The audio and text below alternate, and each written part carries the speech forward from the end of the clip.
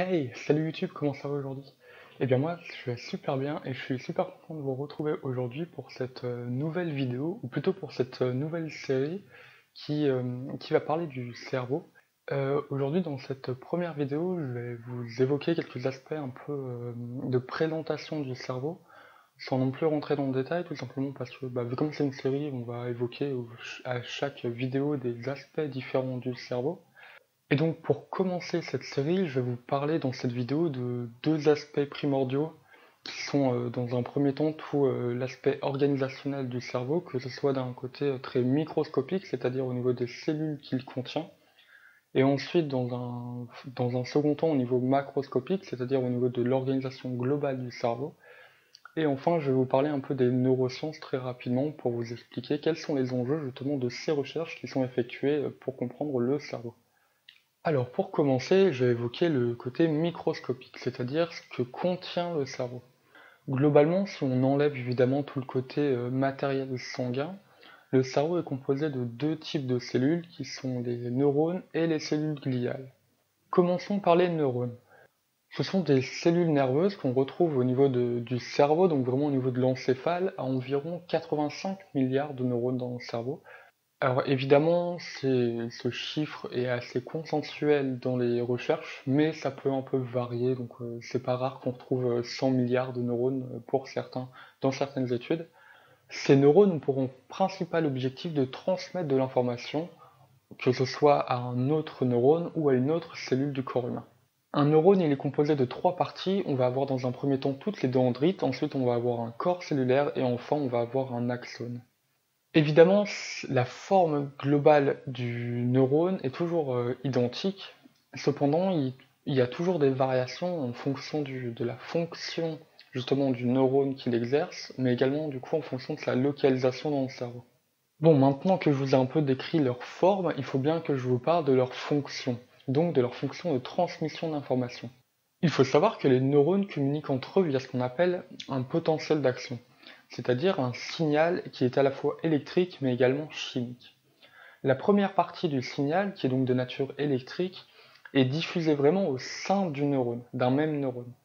En fait, ce qui va se passer, c'est qu'il va y avoir un signal électrique qui va transiter de la dendrite vers le corps cellulaire, puis enfin vers l'axone. Ensuite, si on imagine 2 secondes que notre premier neurone il est connecté à un second neurone, cette connexion-là entre les deux neurones, elle va se faire entre l'axone du premier neurone et avec la dendrite du second neurone. Cette connexion entre les deux, c'est ce qu'on appelle une synapse. Et en fait, la synapse, c'est le lieu où il y a la partie chimique du potentiel d'action. En fait, cette partie chimique, elle va être gérée par ce qu'on appelle des neurotransmetteurs. En fait, il va y avoir des neurotransmetteurs qui vont être sécrétés par le neurone A, donc au niveau de l'axone, et qui vont se fixer sur des récepteurs qui sont eux posés sur la dendrite du neurone B. Et s'il y a suffisamment de neurotransmetteurs qui sont fixés sur ces récepteurs, il va y avoir au sein de la dendrite du neurone B une création d'un potentiel d'action, donc qui va être ici de nature électrique, et qui va ainsi pouvoir transmettre l'information de la dendrite du neurone B vers l'axone de ce même neurone. En fait, il faut bien que vous compreniez qu'il faut suffisamment de neurotransmetteurs qui soient fixés sur des récepteurs pour que se crée un potentiel d'action dans le second neurone. En fait, c'est ce qu'on appelle un seuil d'activation. Et toute la chaîne de potentiel d'action entre différents neurones, c'est ce qu'on va appeler un influx nerveux. Et en fait, l'influx nerveux, il va permettre de transmettre l'information aux 4 coins du cerveau, mais également aux 4 coins du corps. Bon, maintenant que je vous ai évoqué les neurones, on va pouvoir évoquer le deuxième type de cellules qu'on retrouve dans le cerveau, c'est-à-dire les cellules gliales. En fait, ces cellules gliales, elles n'ont pas un rôle de transmission d'informations comme les neurones, mais par contre, elles ont un rôle qui est tout aussi indispensable pour le cerveau, et vous allez le voir plus tard. Au niveau de leur nombre dans le cerveau, je ne peux pas vous donner de chiffres exacts, tout simplement parce qu'il n'y a pas de consensus actuel dans la recherche là-dessus. Par contre, ce que je peux vous dire, c'est qu'il est estimé qu'il y a entre 3 à 5 fois plus de cellules gliales que de neurones dans le cerveau, et on dénombrerait même 10 fois plus de cellules gliales que de neurones. Au niveau de leur fonction maintenant, comment vous dire qu'elles en ont plusieurs?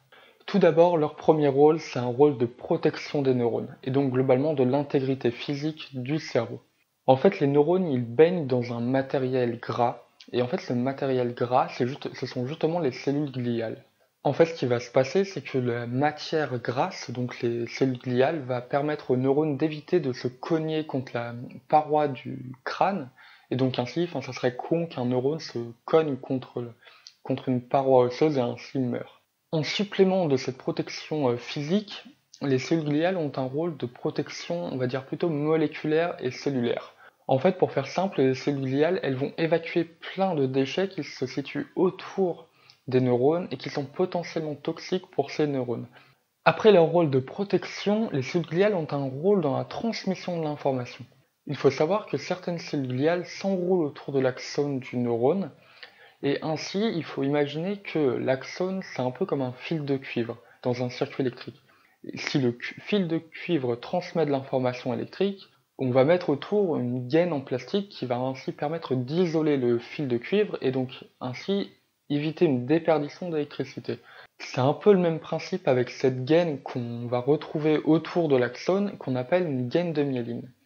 Et en fait, si on n'a pas cette gaine de myéline, globalement la transmission de l'information au niveau des neurones se fait à une vitesse entre 1 mètre par seconde et 30 mètres par seconde. Mais avec cette gaine de myéline, on va pouvoir ainsi transmettre de l'information jusqu'à 130 mètres par seconde. Il faut savoir que dans certaines pathologies comme la sclérose en plaques, c'est cette gaine de myéline qui est attaquée. Et comme cette gaine de myéline est attaquée dans cette pathologie, on va avoir comme conséquence des troubles à la fois sensoriels mais également moteurs. Les cellules gliales ont également un rôle de nourrition des neurones. En fait, il faut savoir que le cerveau représente environ 5% de la masse totale du corps humain. Cependant, en termes de consommation d'énergie, le cerveau représente 20% de la consommation totale du corps humain, ce qui est donc, en termes de rapport poids-consommation, est assez colossal. Et donc, comme la consommation d'énergie est importante, il faut au cerveau un système d'apport énergétique qui est important et qui est très bien fait. Et ce sont les cellules gliales qui vont justement apporter les nutriments. En fait, les neurones, ils consomment deux types de nutriments qui sont dans un premier temps l'oxygène et ensuite le glucose. Et ce sont les cellules gliales qui apportent justement aux neurones ces nutriments. Rôle suivant des cellules gliales, c'est la neurogénèse. En fait, cette neurogénèse, c'est un processus de création de neurones par les cellules gliales. Si vous vous souvenez de vos cours de SVT sur la division cellulaire, vous devez savoir que globalement, en fait, cette division cellulaire, c'est pour faire simple une division des cellules qui va ainsi pouvoir permettre à partir d'une même cellule de pouvoir donner deux cellules filles. Cependant, les neurones ne peuvent pas le faire. C'est génétique, ils ne peuvent pas se diviser.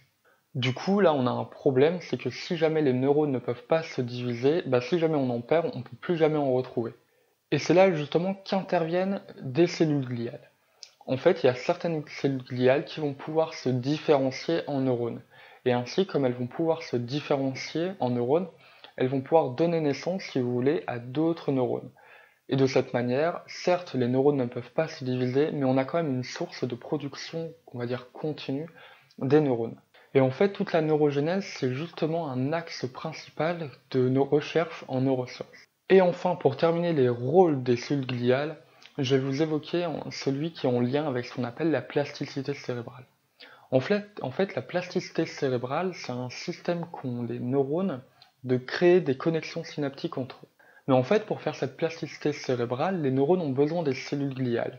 En fait, il faut imaginer un peu les cellules gliales comme étant des charpentières dans le cerveau, et ainsi elles vont donc structurer les neurones et donc ainsi l'organisation des axones et des dendrites, et ainsi pouvoir faciliter la construction de synapses et même le maintien de ces synapses dans le temps.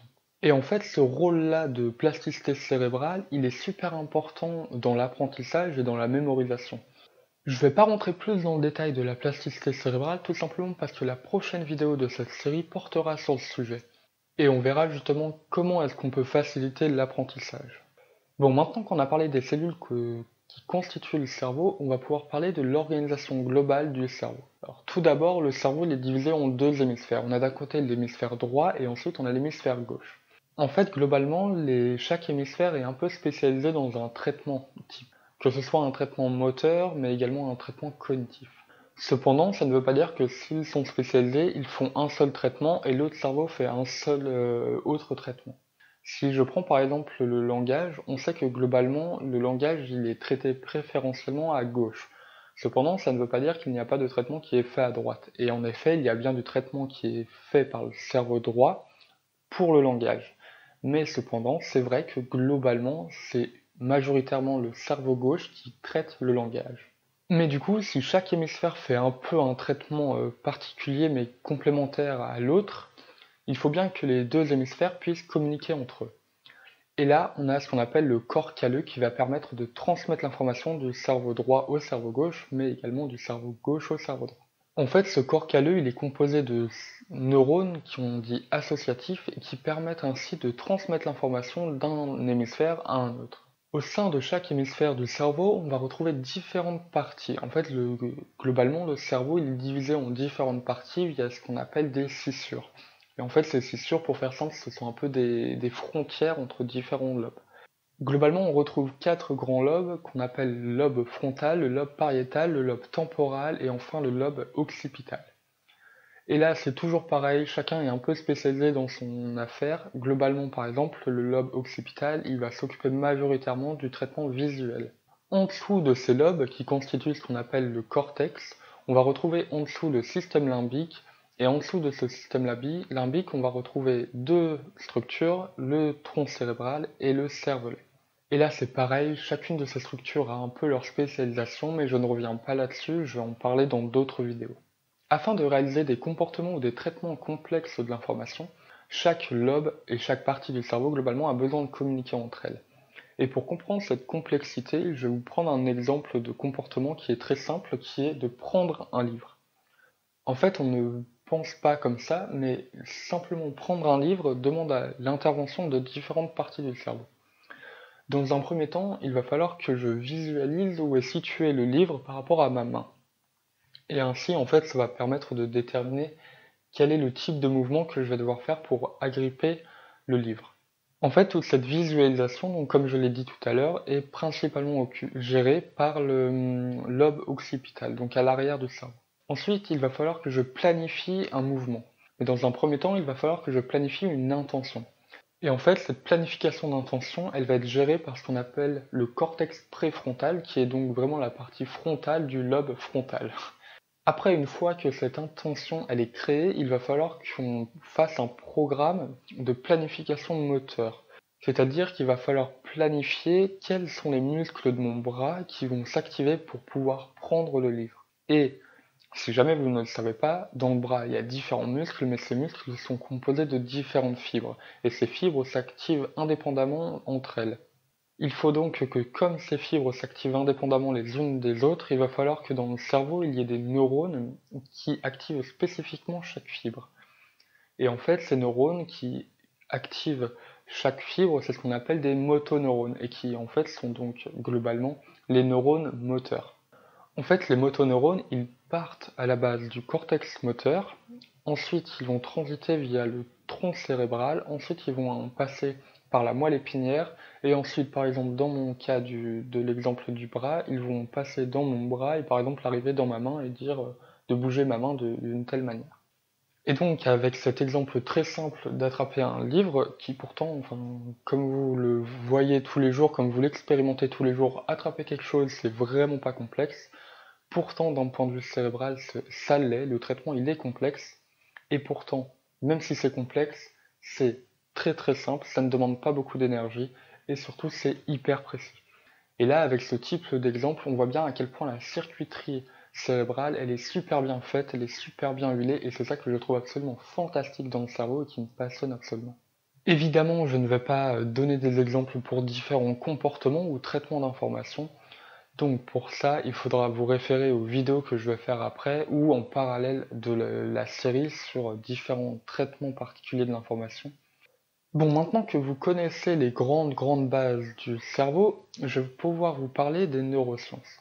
Les neurosciences, ce sont, comme le nom l'indique, les sciences du cerveau. Et en fait, ces neurosciences, elles ont différents intérêts, que ce soit à la fois dans le comportement normal, donc typiquement l'exemple d'attraper un livre, mais ça peut être également dans l'apprentissage ou dans plein d'autres traitements de l'information, dans la mémoire, voilà.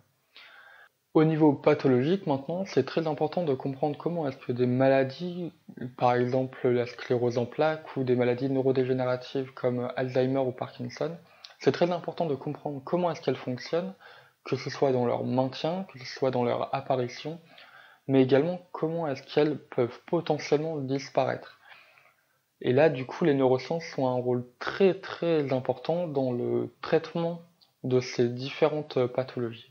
Et si aujourd'hui il est vrai qu'il n'y a pas réellement de traitement, on va dire, accessible à tout le monde pour ces maladies-là, c'est un enjeu majeur pour la recherche future de trouver justement des traitements qui soient accessibles à tout le monde, tout simplement parce qu'aujourd'hui on est dans un effet de vieillissement de population, et donc forcément qui dit une population vieillissante dit forcément un taux au niveau de la population plus important de risque d'avoir des maladies neurodégénératives. Et comme vous avez bien compris depuis le début, je vais évidemment évoquer chacun de ces aspects dans d'autres vidéos, donc n'hésitez pas à vous abonner si jamais vous voulez pas rater les prochaines vidéos.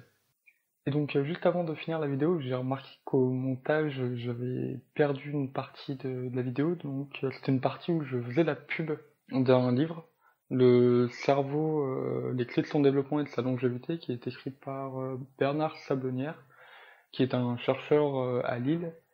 Honnêtement, le livre, il est super sympa, il est pas trop cher, je crois qu'il est autour de 8-9 euros, quelque chose comme ça. C'est un très bon bouquin de vulgarisation sur le cerveau, sur son développement et tout, sur comment il est organisé, etc., etc. Honnêtement, une bonne partie de ce que j'ai dit dans la vidéo vient de ce bouquin, même si évidemment il dit plein d'autres trucs dedans, hein, c'est épais quoi. Et donc voilà, bah, si jamais vous êtes intéressé pour le prendre, bon voilà, je vous mets le lien en description si jamais vous êtes intéressé. C'est un très bon bouquin pour, on va dire, commencer l'univers des neurosciences et du cerveau. Donc voilà, lien en description. Donc voilà, sur ce, c'est la fin de la vidéo. N'hésitez pas, si jamais vous souhaitez suivre les prochaines vidéos, à vous abonner. Comme ça, vous aurez accès au... Enfin, vous saurez quand est-ce que je publie les vidéos. N'hésitez pas non plus à vous abonner à mon Twitter. Je sais que j'ai pas du tout été actif jusque-là, mais ça va changer. Et, euh, et donc voilà, bah, n'hésitez pas non plus à partager la vidéo si ça pourrait intéresser quelqu'un ou à faire partager, on va dire, la série. Et donc bah, moi sur ce, je vous dis à la prochaine. Salut!